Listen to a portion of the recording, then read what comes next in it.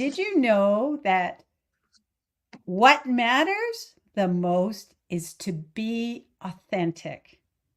And that means to stop and take off the masks. And and stop running patterns to hide your authenticity. And why should we be authentic? Right? Number one, so many people set their goals from the wrong place. And if you're setting goals in an inauthentic way, it's not really going to be very easy for you. And it's going to be easier for you if you show up as yourself instead of as somebody with a mask on. And if you're authentic, you are a rare person being authentic, and that's something that is actually valued. So, no more playing games. Walk your path of authenticity. And if you're inauthentic, it actually takes more energy and you're really avoiding your own truth. So, how do we become authentic? First step is to stop being inauthentic. Stand up in the relaxed presence of your perceived imperfection. Number three is to cultivate humility. And number four is to walk your own truth. And so the two things we are focused on today is why are we trapped in our own inauthenticity? And that is because of our insecurities. And that is because of the curse of the white rabbit. Dun, dun, Dun, dun, dun. dun. And so, Deb, I'm going to ask you, what have you learned on your journey about authenticity and your own authentic self?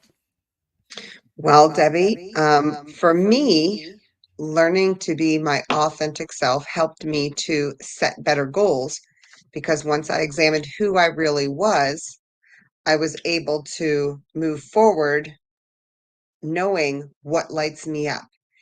And um, instead of trying to meet expectations of what I thought I was supposed to do, I was only seeking to um, be myself and do what feels the most important to me.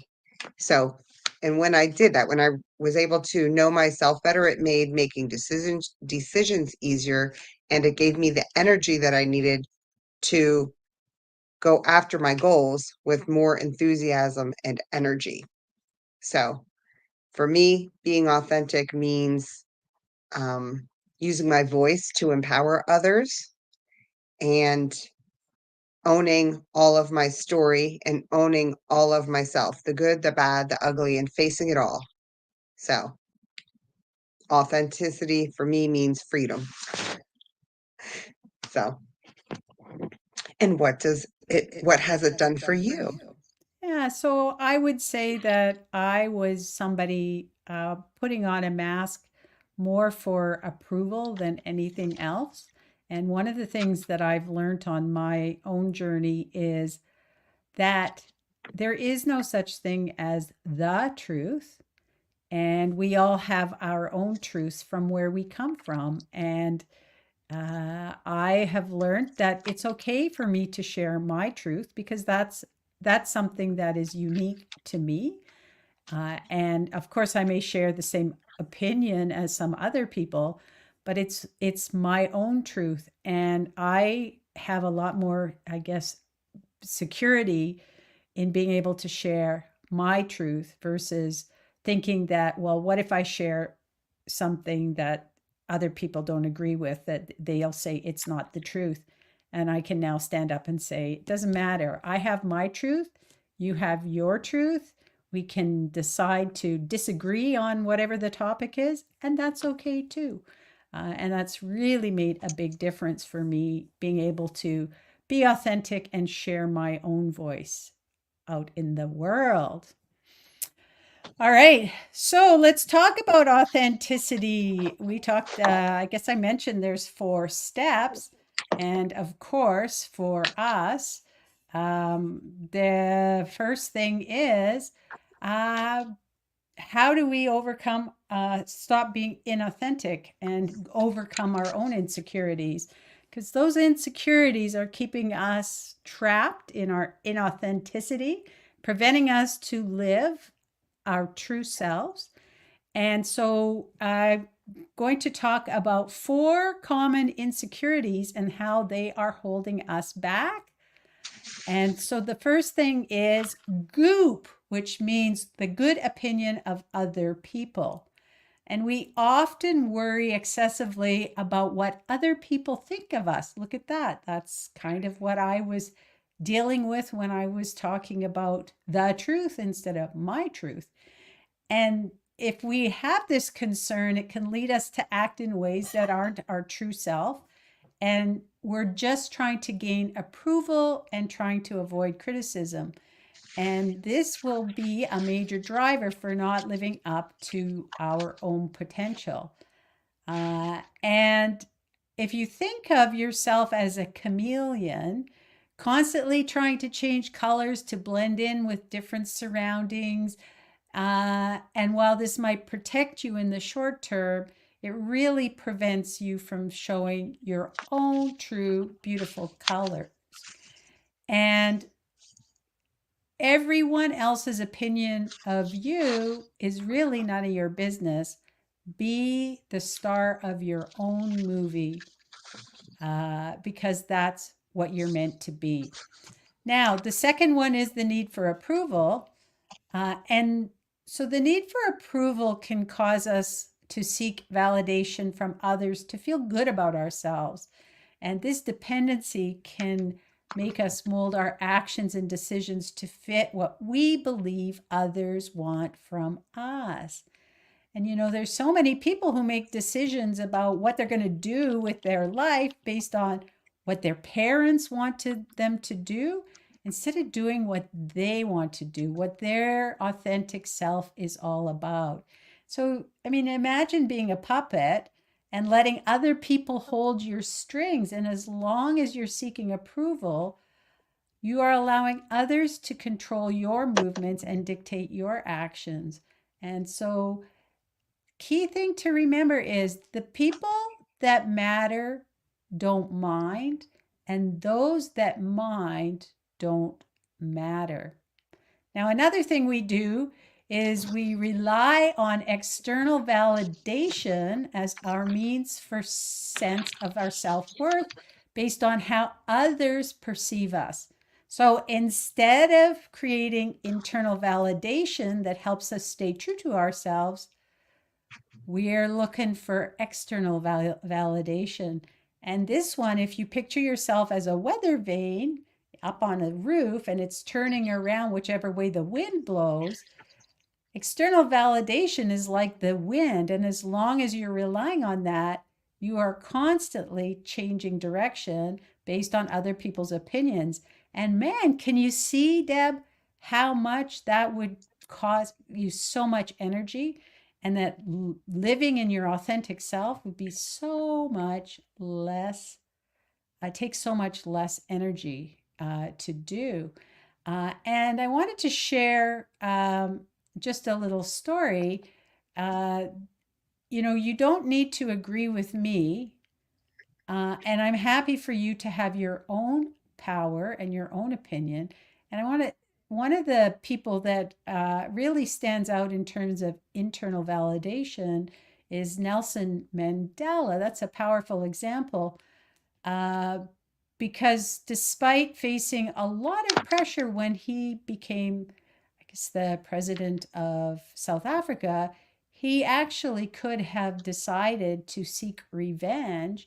Instead, he walked his own truth and ended up uniting the country instead, which is probably good for all of us. Now, my final point is that sometimes we have this fear of making mistakes, and that can paralyze us, preventing us from taking risks and trying new things.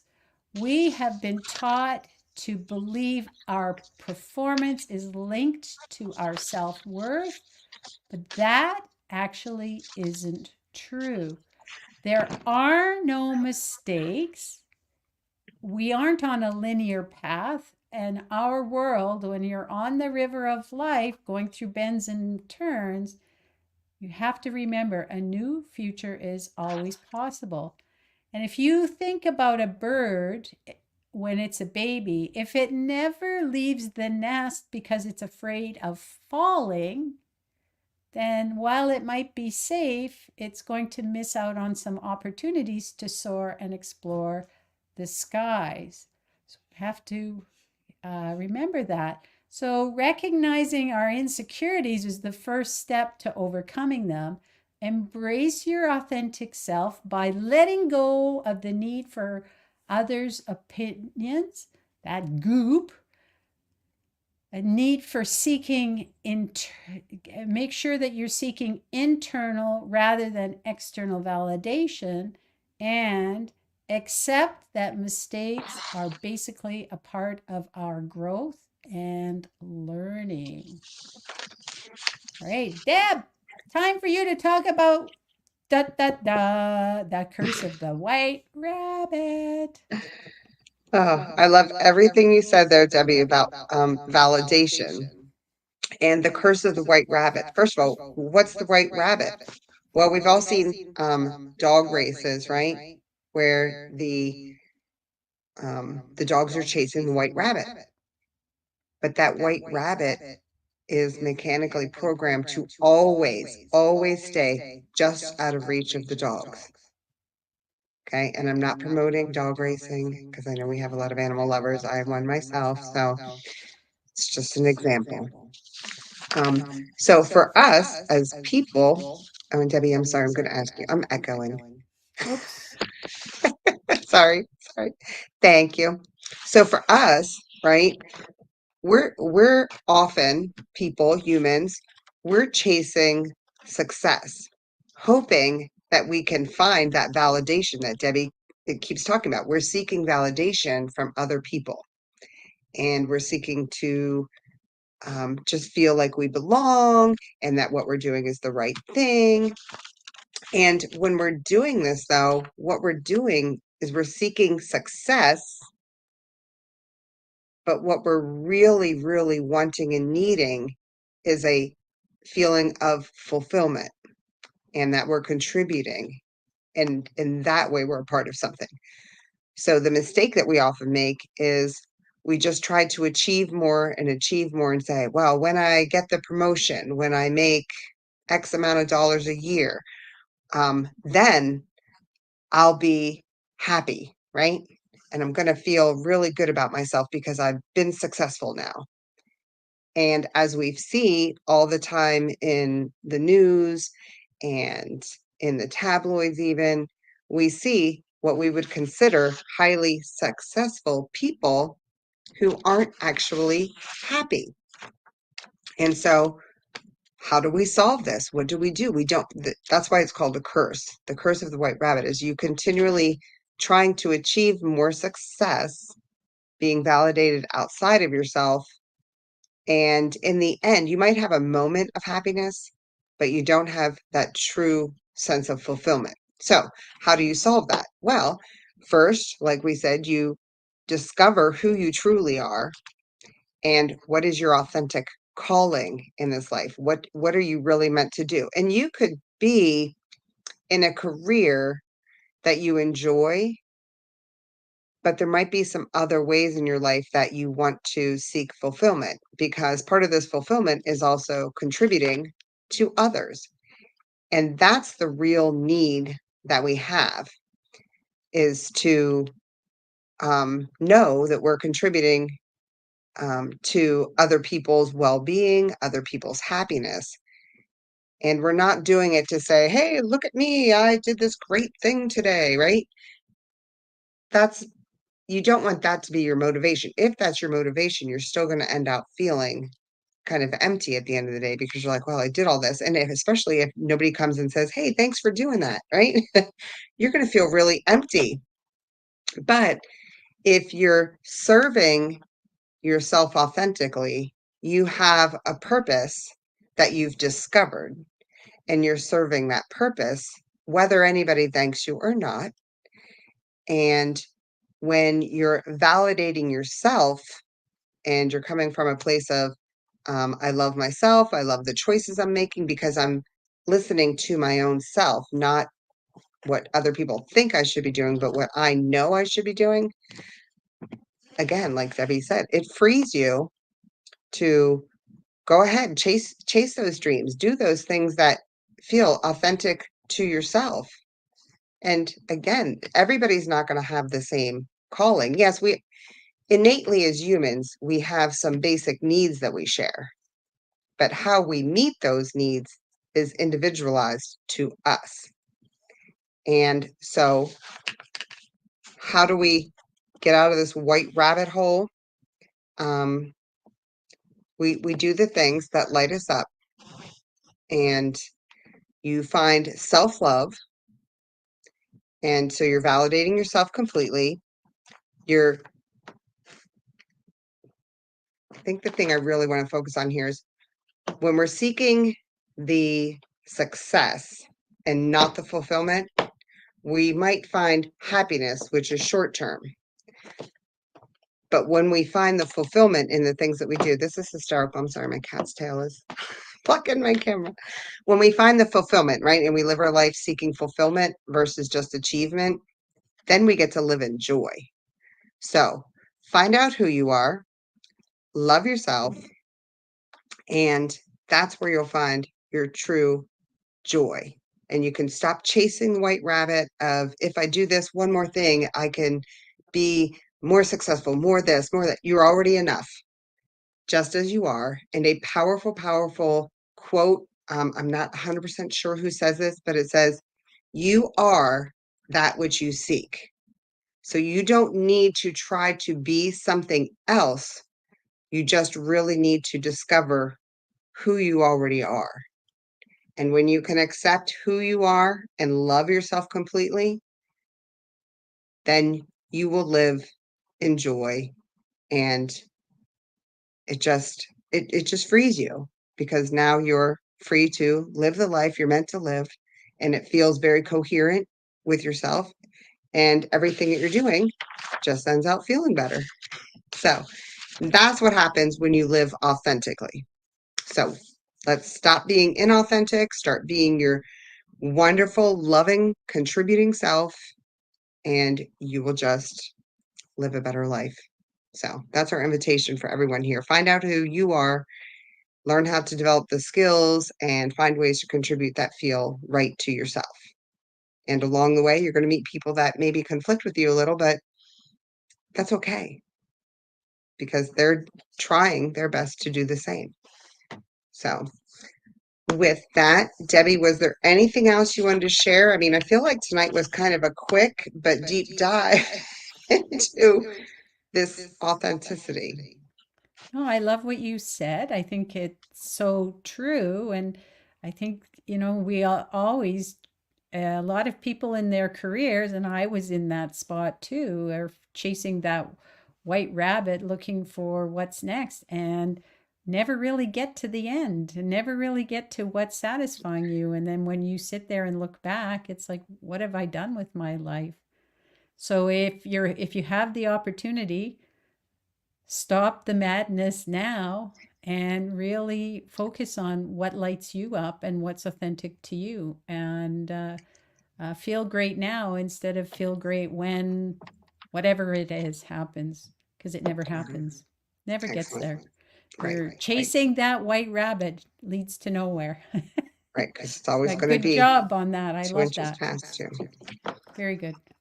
All right, awesome. So tonight, thank you for joining us and listening. I hope you got some really good tidbits out of here, and I hope you take our advice and do all these exercises to help yourself.